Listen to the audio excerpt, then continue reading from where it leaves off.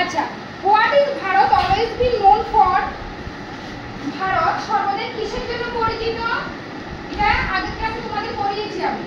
Bharat has always been known for its profound and diverse culture, wise and heroic personalities, historical significance, and also as a land of great heritage and tradition. ঠিক আছে, বলেছি যে ভারত সর্বদাই তার গভীর ও বৈচিত্র্যময় সংস্কৃতি, জ্ঞানী ও বীরত্বপূর্ণ ব্যক্তিত্ব। বীরত্বপূর্ণ ব্যক্তিত্ব বলতে এই যে বললাম নেতাজি, গান্ধীজি, ঠিক আছে, এরকম বীরত্বপূর্ণ ব্যক্তিত্ব, ঐতিহাসিক তাৎপর্য বিশিষ্ট।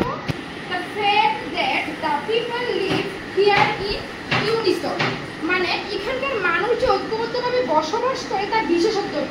আমরা দেখবো আমরা এখানে অনেক ধরনের মানুষ আছি, আমরা বাঙালি আছি, আমরা এসটিদের থেকেও আমরা অনেক ধরনের আছি, আমরা কিন্তু সবাই মিলে।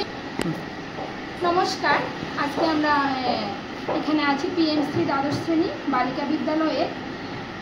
কিছুদিন ধরে সোশ্যাল মিডিয়াতে একটা পোস্ট দেখছি যে কেরালার কিছু স্কুল কক্ষটাকে এভাবে সাজানো হয়েছে।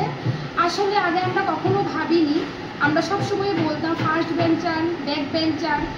তো এইরকম ইউ শেপে যদি আমরা ক্লাসরুমটাকে করতে পারি তাহলে অবশ্যই কেউ আর ব্যাক বেঞ্চার বা লাস্ট বেঞ্চার বলে থাকবে না, সবাই আমরা এখন ফার্স্ট বেঞ্চার।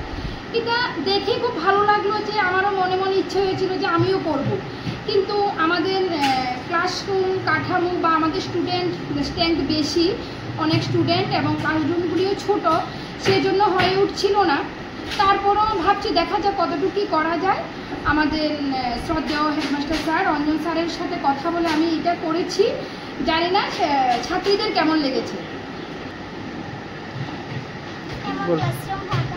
আমাদের অনেক সবার খুব ভালো লাগছে। আমরা আর কেউ লাস্ট বেঞ্চে নিয়ে আমরা সবাই ফার্স্ট বেঞ্চে আছি এবং ক্লাসটা খুব এনজয় হবে।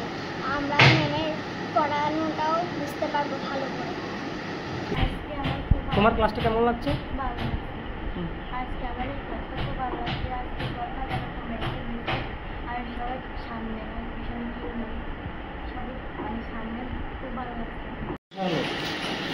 আচ্ছা মনীষা, বলো তো আজকে যে আমরা এই ক্লাসরুমটা এরকম ভাবে সাজালাম কেমন লাগছে তোমার কাছে? বলো। ভালো লাগছে। কেউ ফার্স্ট বেঞ্চ বা পিছনে বেঞ্চে নেই, সবাই ফার্স্ট বেঞ্চে বসে।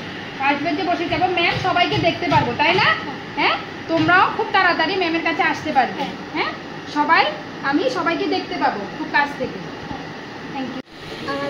আমাদের ক্লাসটা খুব ভালো লাগছে। আজ আমরা খুব আনন্দিত, কেননা আজ আমরা সবাই ফার্স্ট বেঞ্চ আর ব্যাক বেঞ্চ নেই।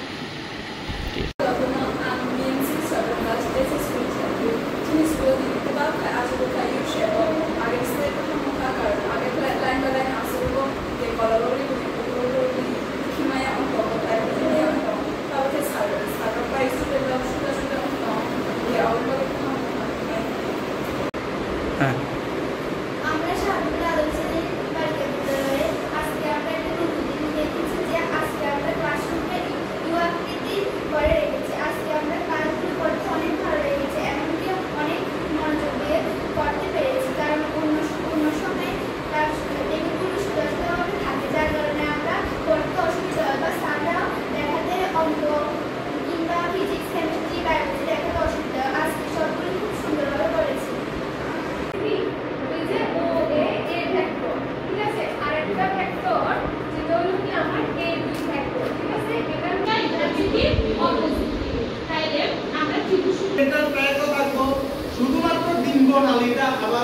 আমাদের এখানে একটা নতুন প্যাটার্নের ক্লাসরুম আমরা তৈরি করেছি। আগে চিরাচরিত ক্লাসরুমের থেকে একটু ভিন্নভাবে আমরা পড়াশোনা যাতে করাতে পারি স্টুডেন্টদের, যাতে আমরা প্রত্যেকটা স্টুডেন্টের সাথে কন্ট্যাক্ট রাখতে পারি ক্লাসের মধ্যে, এই জন্য আমরা এই প্যাটার্নের ক্লাসরুমটা করেছি। আশা করি তোমাদেরও খুব ভালো লাগবে এই প্যাটার্নের ক্লাসরুম। আমরা ভারত সরকার এবং ত্রিপুরা সরকারের যে গাইডলাইন, সেই গাইডলাইন অনুসারে আমরা আমাদের আজকে ক্লাসরুমকে আমরা ইউ শেপে করেছি। ইউ শেপে আমরা যদি ক্লাসরুমে আমরা শ্রেণীকক্ষ যদি আমরা পঠন পাঠন করি তাহলে আমাদের কি হবে, আমাদের মোটিভেশন, অর্থাৎ আমরা শিক্ষকের যে বক্তব্যগুলি সেগুলি আমরা মনোযোগ সহকারে শুনতে পারবো, পাশাপাশি আমরা সকলেই মনোযোগী হব।